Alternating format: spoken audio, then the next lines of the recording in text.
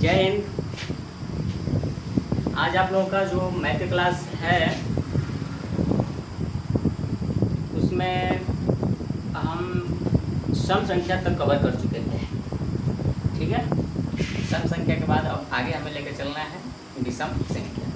विषम संख्या से रिलेटेड कुछ क्वेश्चन को लेकर चलना है। ठीक है, और नंबर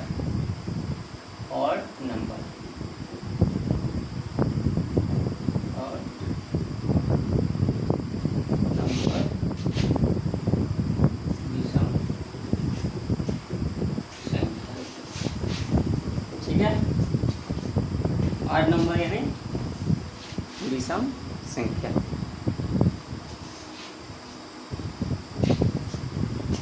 ठीक, इसमें हम लोग एक एक चीज लिखेंगे। विषम संख्या क्या होती है? सम संख्या का डिफिनेशन क्या लिखे थे? जो संख्या 2 से डिवाइड हो उसे सम संख्या कहते हैं, और जो संख्या 2 से विभाज्य न हो उसे विषम संख्या कहते हैं। ठीक है, लिख लीजिए इसको। आप लिखिए कि जो संख्या 2 से विभाज्य न हो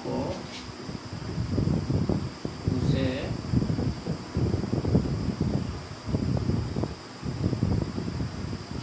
संख्या कहते हैं।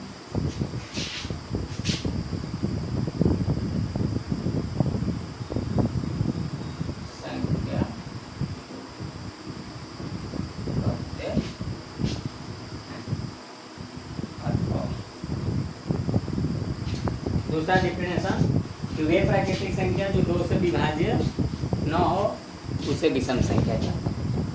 समझ गए? इसको भी लिख लीजिए।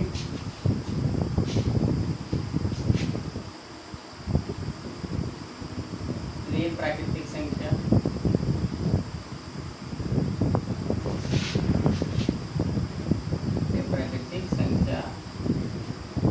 जो 2 से विभाज्य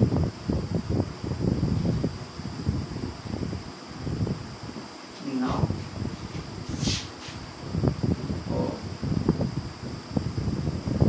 उसे विषम संख्या कहते हैं। एग्जाम्पल ले लीजिए, 1, 3, 5, 7, 9, नहीं। ठीक है, कोई दिक्कत? कहाँ तक है? इन्फिनाइट तक। आपको समझ में आ रहा है? यही वाला है। ठीक है, चलिए अब इसमें आपको नोट में लिखना है। नोट नंबर फर्स्ट, सबसे छोटी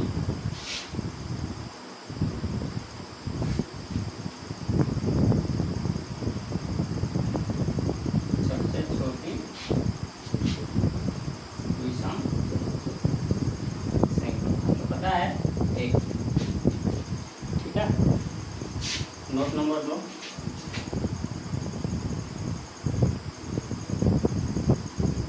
सबसे बड़ी विषम संख्या। ठीक है, बड़ी संख्या में कोई नहीं है, कितना बड़ा हो सकता है। ठीक ना, बात समझ रहे हैं?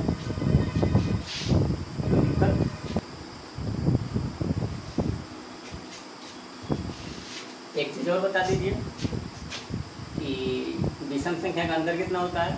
2 का। ये भी तो संख्या रखा जा सकता है ना, इंटीजर्स में खुद का अंतर कितना होता है? 2 का। लिख लीजिए अगला नोट।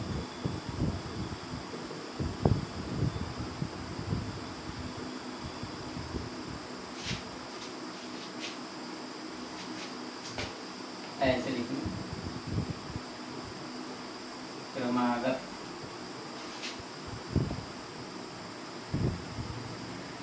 विषम संख्या का अंतर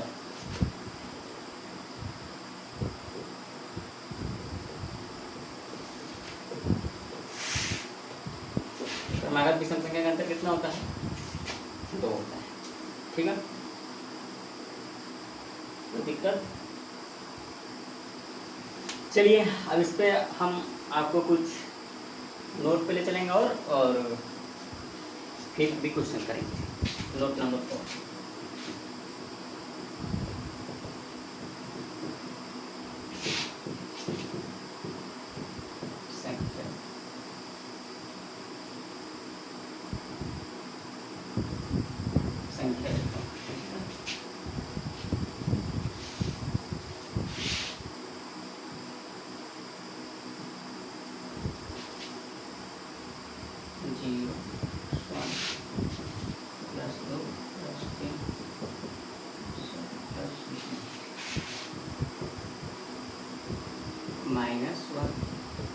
-2।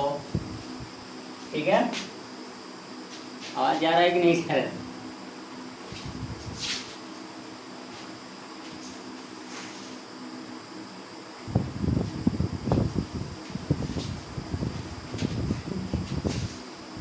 चलिए ठीक है, -1 -2 इधर आएगा तो -3 -4 माइनस इंफिनिटी कर लेंगे। समझ में आ गया? अब देखिए संख्या रेखा पे हमें किसका पकड़ना है? विषम संख्या। चलिए विषम संख्या कहाँ कहाँ है? ये इंफिनिटी, इधर ही ये चले गए इंफिनिटी। तो दिक्कत कुछ नहीं। चलिए विषम संख्या, लेकिन इसमें पूर्णांक कब आ गया है? आप कहेंगे क्या पूर्णांक आ गया? सिर्फ वही कहानी। अब इसमें अगर जो बात करें छोटी और बड़ी की, इसमें भी देखिए कैसे होगा।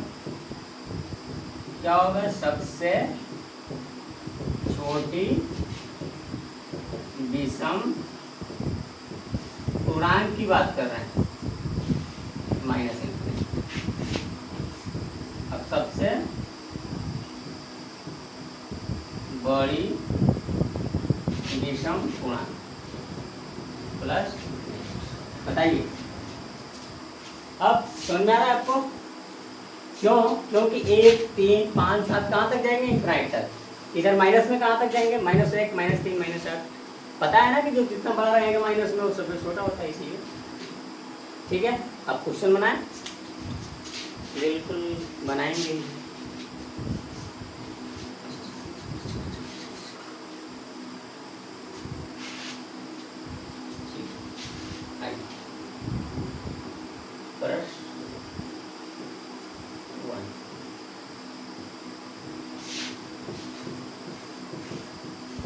सबसे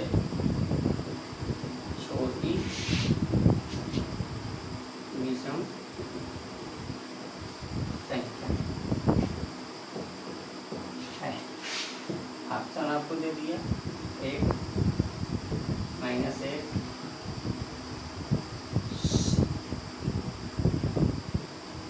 -∞। इनमें से कोई नहीं। आप कहेंगे कि विषम में 1 भी लिखवाए हैं और -∞ भी लिखवाए हैं, लेकिन ध्यान देने वाली बात यह है कि सबसे छोटी विषम संख्या की बात करें तो 1 होगी, और सबसे छोटी विषम पूर्णांक की बात करें तब -∞ होगी। आपसे विषम संख्या पूछा, इसलिए समझ गया?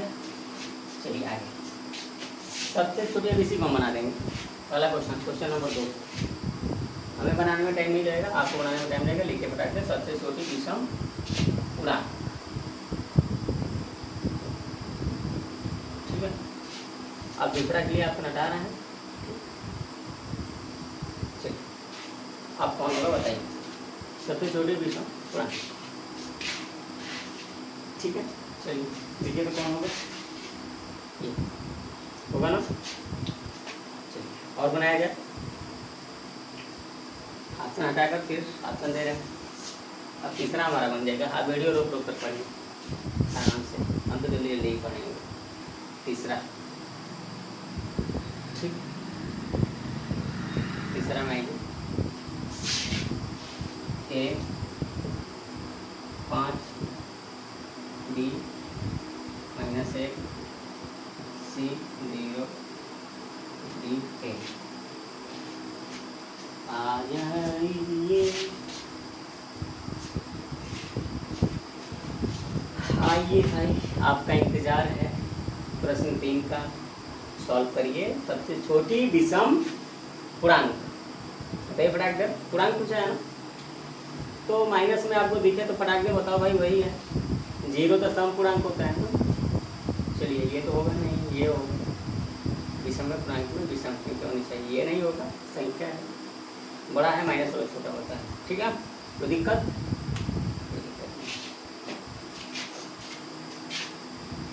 चलो एक क्वेश्चन और लीजिए। चलो तो बना दे रहे हैं फटाफट, आप लोग को ही बनाना है। सब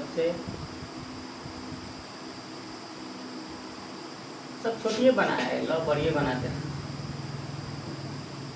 सबसे बड़ी विषम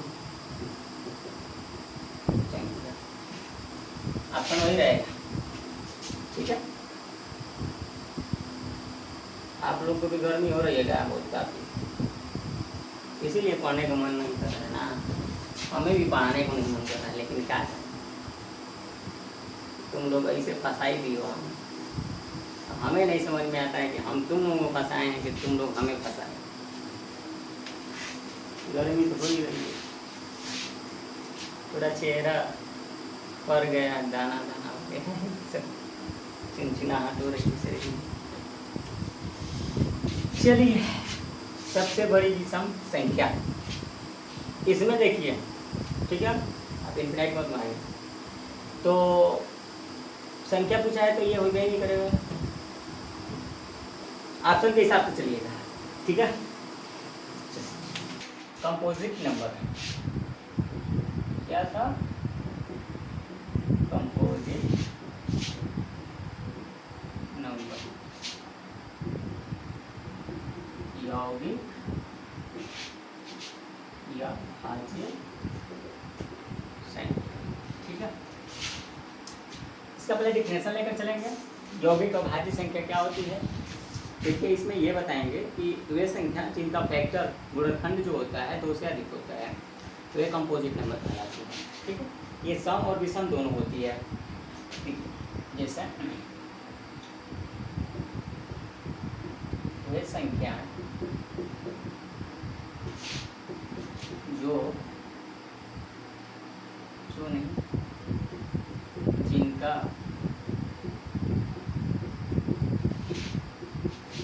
गुणनखंड 2 से अधिक हो, भाज्य संख्या कहलाती है। ठीक है, एग्जाम्पल कर दें। ठीक है, 4, 6, 8, 9, 10, 12, 14, 15 ऐसे लिखें। ठीक है, कोई दिक्कत किसी को? ठीक है, समझ में आया? कोई दिक्कत? यौगिक भाज्य संख्या वे संख्या है जिनका गुणनखंड 2 से अधिक हो, भाज्य संख्याएं कहलाती है। अब रहेगी बात गुणनखंड 2 से अधिक, पहले इसमें लिख लीजिए, फिर उसके बाद हम बताएं।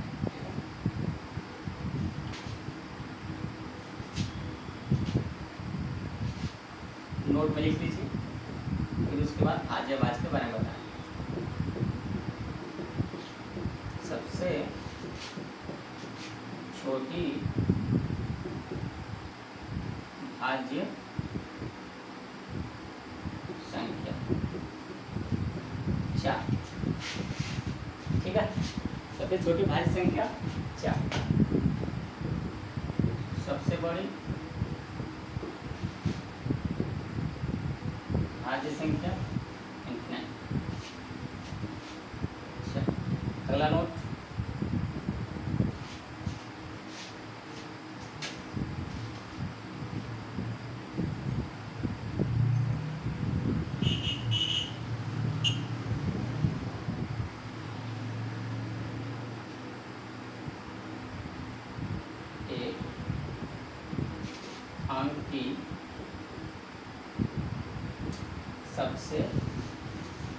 बड़ी भाज्य संख्या क्या होगा 9। देखिए एक अंक की सबसे बड़ी भाज्य संख्या 9। अब 9 के बाद हमारा भाज्य संख्या क्या आ जाएगा 10 आ जाएगा। 10 क्या हो जाएगा वो 2 अंक का हो जाएगा। ठीक है, एक अंक की सबसे छोटी क्या है तो 4 होगा। ठीक है, अब दूसरी बात देखो इसमें ध्यान देना,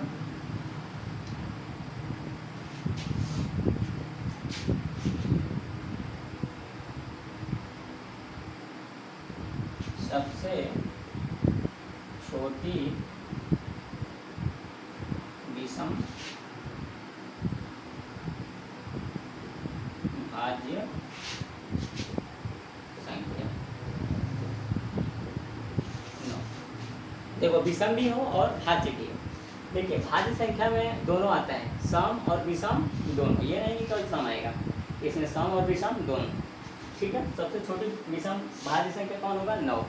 भाज्य संख्या मतलब कई संख्याओं से वो कट जाए। ठीक है, पूरे भाज्य संख्या कहलाती, किसी न किसी से कट जाए, और इसमें दूर से मतलब नहीं होता है। अभाज्य संख्या क्या होती है, जो केवल वो अपने से कटती है, वो अभाज्य होता है सीधा सीधा। तो ये अपने से नहीं, किसी से भी कट जाएगी, ये भी। ठीक है, तो इसमें अच्छा खासा आपका पॉइंट है, सबसे छोटी विषम भाज्य संख्या तो 9। अगर जो आपको बोलेगा 2 अंक की छोटी भाज्य संख्या, देखिए 2 अंक की छोटी भाज्य संख्या 10। 2 अंक की छोटी भाज्य संख्या 10। ठीक है, 2 अंक की छोटी भाज्य संख्या 10। आज ही अगर जो आपसे बोल देगा बड़ी के लिए,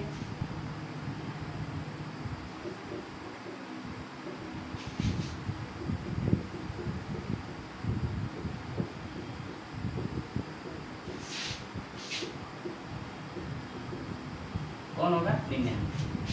2 अंक की सबसे बड़ी भाज्य संख्या की अगर बात करें तो कौन होगा 99। 99 से कोई बड़ी नहीं है 2 अंक। ठीक है, ये किसी से कट जाएगा। 3 अंक की छोटी भाज्य संख्या बात करें तो 100।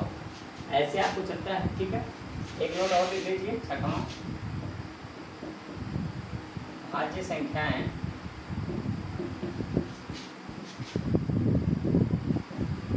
सम या विषम दोनों हो सकती, दोनों होती।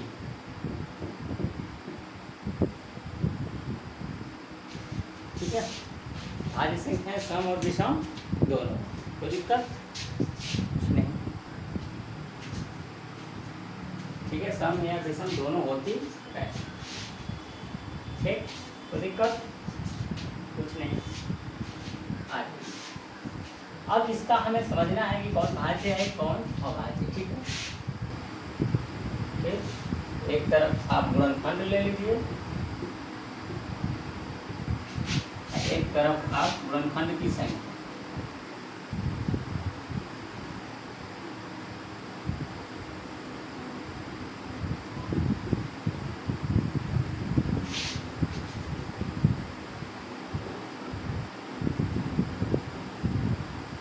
गुणनखंड की संख्या। ठीक है,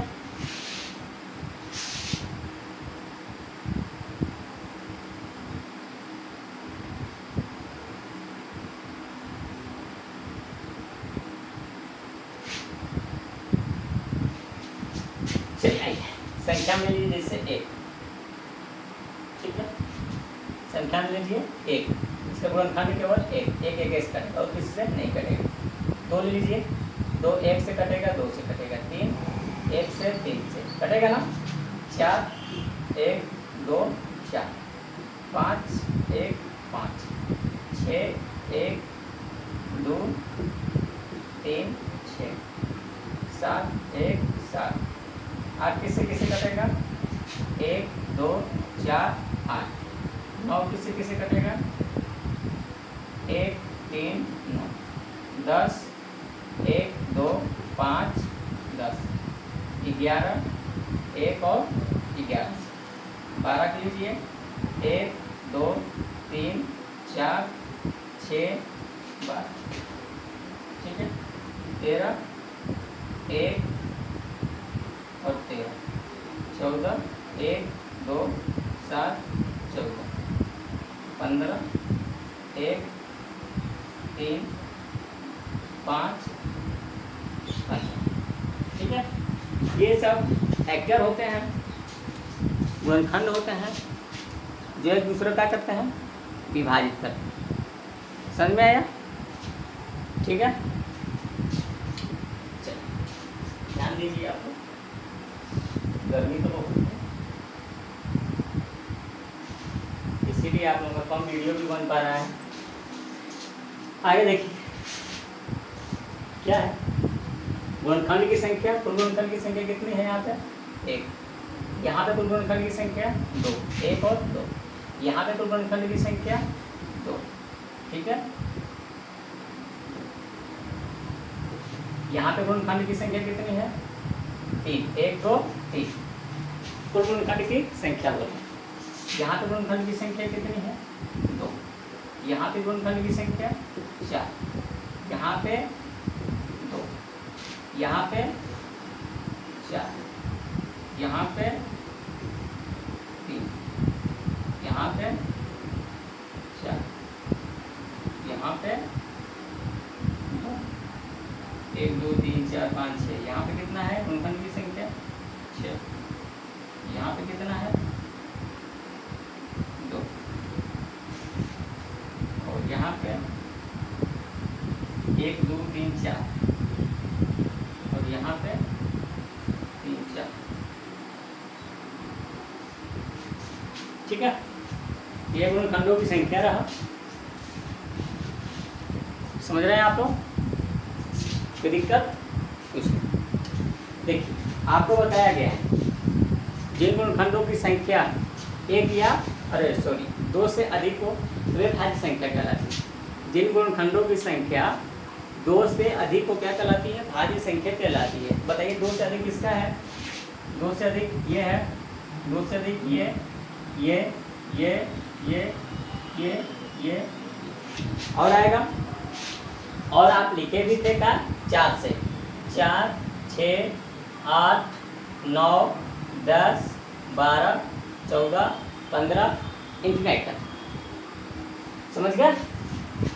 ये होता है गुणनखंडों की संख्या, और इससे पता चलता है कि वो संख्या भाज्य है कि नहीं है। समझ गए बात को? जिनकी गुणनखंडों की संख्या 2 है वो क्या कहलाती है? अभाज्य संख्या। जिन संख्याओं की गुणनखंडों की संख्या कितनी है? केवल 2 हो, वो क्या कहलाती है? अभाज्य संख्या। देखो जैसे 2 गुणनखंड 2 है ना, तो ये अभाज्य संख्या। तो अभाज्य संख्या में कौन कौन आएगा? देखिए ये अभाज्य संख्या, आपको ये अभाज्य, इसका भी गुणनखंड की संख्या 2, तो ये अभाज्य।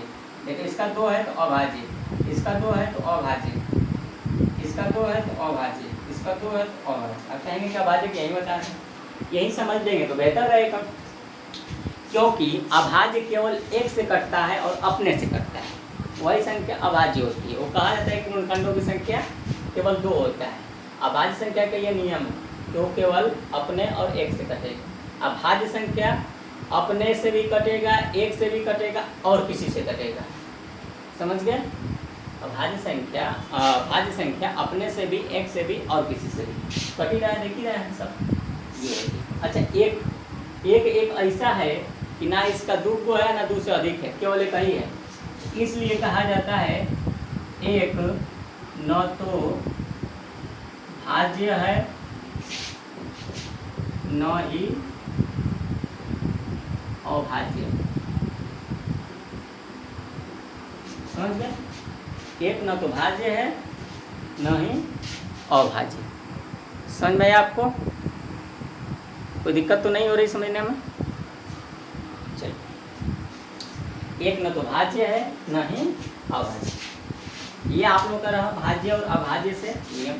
अभी आपको तुरंत हम अभाज्य के बारे में बता देंगे, लेकिन अभाज्य बहुत ज़्यादा है, उसको देख रहे हैं कि कल वीडियो में बताएंगे। आज का क्लास इतना है, ठीक है? फिर नेक्स्ट वीडियो मिलेंगे। धन्यवाद। जय हिंद, जय भारत, जय हिंद, जय हिंद।